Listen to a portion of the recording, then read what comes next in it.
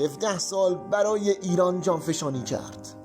خیلی وقتا ناراحتی و مسئولیت ها رو تحمل کرد تا شادی رو برای 80 میلیون ایرانی عاشق والیبال به ارمغان بیاره.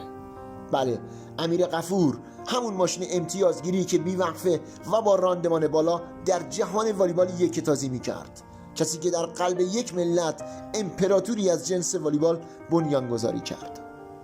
با حضورش در بهترین لیگ والیبال جهان و کسب افتخارات مختلف از جمله قهرمانی باشگاه‌های دنیا همراه با لوبه ایتالیا، شناسنامه والیبال کشورمون رو ستاره دار کرد. غفور همون کوه غیرتی بود که آینده حرفه‌ای خودش رو فدای موفقیت‌های تیم ملی کرد.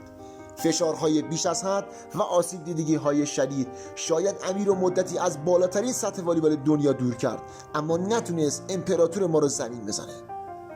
پسر خوش اخلاق